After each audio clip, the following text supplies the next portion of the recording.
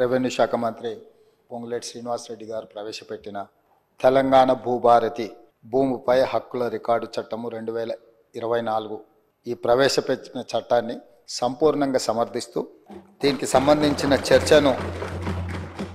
తమరు ఓపికతో ఇది ప్రజలకు సంబంధించిన సమస్య కాబట్టి కొంతమంది సభ్యులు గతంలో వాళ్ళు ఒక అద్భుతమైన ప్రవేశపెట్టిన ధరణి చట్టాన్ని రీప్లేస్ చేస్తూ ఈ కొత్త చట్టం ప్రవేశపెట్టడం ద్వారా తెలంగాణ రాష్ట్రంలో దాదాపుగా యాజమాన్యపు హక్కులున్న 1,52,00,000 ఎకరాల భూములకు సంబంధించిన వివరాలను భద్రపరచడమే కాకుండా అర్హులైన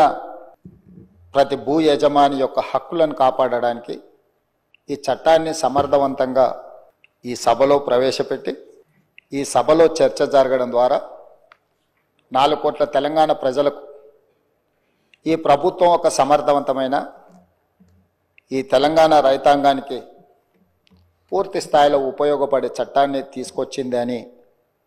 ఒక భావన కల్పించి ఒక నమ్మకం విశ్వాసం కల్పించడానికి మీరు శాయశక్తుల ప్రయత్నం చేశారు. ప్రధాన ప్రతిపక్ష పార్టీ అహంభావంతో అహంకారంతో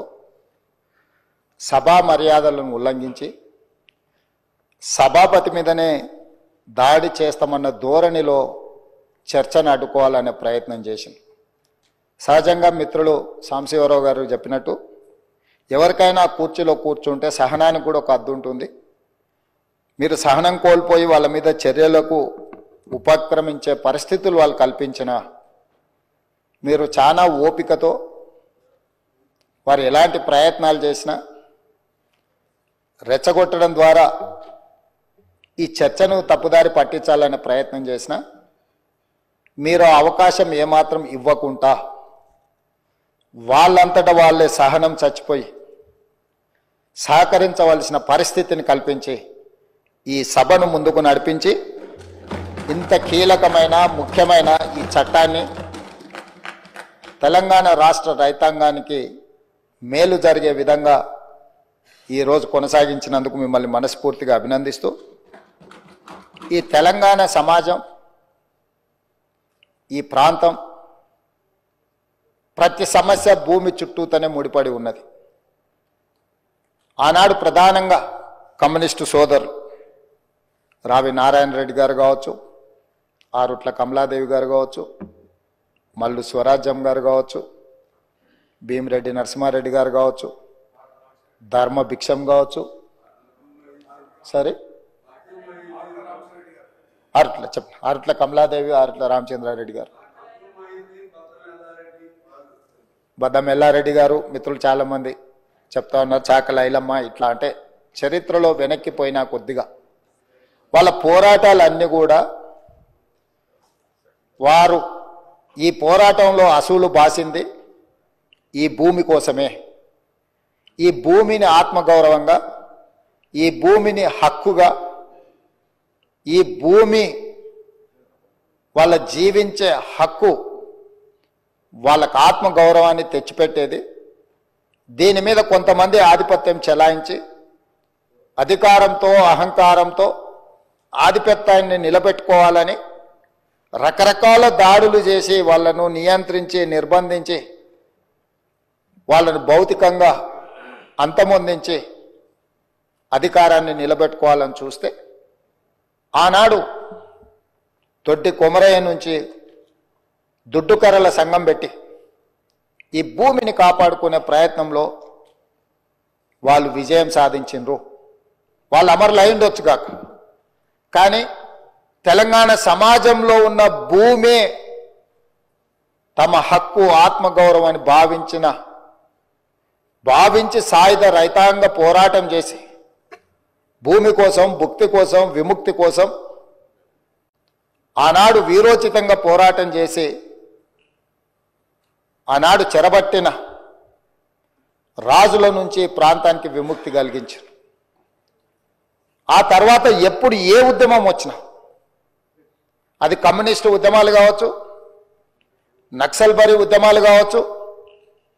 దళిత గిరిజన సంఘాలు, తుడుం దెబ్బలు ఆదివాసీ సంఘాలు కావచ్చు, వీళ్ళందరి పోరాటాలు భూమి చుట్టూతోనే పరిభ్రమించినాయి. ఈ భూమి కోసమే వాళ్ళు సర్వం ఒడ్డి ఈ భూమిని రక్షించుకునే పనిలో పోరాటాలు చేసిండ్రు. పటేల్ పట్వారి వ్యవస్థ రద్దుకు కూడా కారణం పేద ప్రజల భూముల మీద కొద్దిమంది ఆధిపత్యం చెలాయించాలని చూడడంతో పటేల్ పట్వారి వ్యవస్థను రద్దు చేయడం జరిగింది అధ్యక్ష. అట్లాంటిది ఆర్ఓఆర్ యాక్ట్ కావచ్చు, రకరకాలుగా ఏ భూ యజమాని అయితే ఉన్నాడో ఆ యజమానుల యొక్క హక్కులను కాపాడడానికి సమయం సందర్భం వచ్చినప్పుడల్లా మనం చట్టాలు చేసుకున్నాం. ఆ చట్టాల ద్వారా వాళ్ళ హక్కులను కాపాడుతూ వచ్చినాం. పివి నరసింహారావు గారు, శ్రీమతి ఇందిరాగాంధీ గారు ఉన్నప్పుడు అగ్రికల్చర్ సీలింగ్ యాక్ట్ తీసుకొచ్చి జాగీర్దారుల దగ్గర, జమీందారుల దగ్గర, భూస్వాముల దగ్గర వేలాది ఎకరాలు మూలుగుతుంటే లక్షలాది ఎకరాలను వాళ్ళ దగ్గర నుంచి ప్రభుత్వం సేకరించి భూమి లేని నిరుపేదలకు, ముఖ్యంగా దళితులకు, గిరిజనులకు, ఆదివాసీలకు, బలహీన వర్గాలకు ఈ భూ పంపకాలు, అసైన్మెంట్ పట్టాలు ఇవ్వడం ద్వారా వాళ్ళ ఆత్మగౌరవాన్ని నిలబెట్టి ఆ భూమి మీద వాళ్ళకు జీవించే హక్కును ఆనాటి ప్రభుత్వాలు శ్రీమతి ఇందిరాగాంధీ గారు వారికి ఇచ్చారు. దీనికి కారణం, ప్రేరేపితం ఆనాడు భూముల కోసం కమ్యూనిస్టులు చేసిన పోరాటాలని ఈరోజు మనం చెప్పుకోక తప్పదు. ఈ పోరాటాల వల్ల వాళ్ళు లేవనెత్తిన సమస్యలను అక్కడి నుంచి కోనేరు రంగారావు కమిషన్ వరకు కావచ్చుగా, లేదా డాక్టర్ వైఎస్ రాజశేఖర రెడ్డి గారు ముఖ్యమంత్రి ఉన్నప్పుడు నక్సలైట్లతో జరిపిన చర్చల్లో భాగంగా కూడా ఈ భూములకు సంబంధించిన ప్రధానమైన సమస్యలనే లేవనెత్తడం జరిగింది. వీటన్నిటిని దృష్టిలో పెట్టుకొని గత ప్రభుత్వాలు వీలైనంత మేరకు ప్రజలకు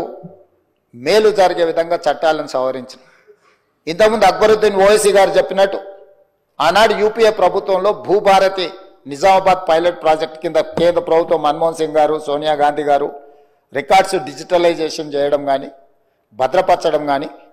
తప్పులు జరగకుండా సరిదిద్దడం కానీ, వీటన్నిటి కార్యక్రమాలను ఎప్పుడు తీసుకున్నా నిజమైన భూ యజమాని యొక్క హక్కులను కాపాడాలి,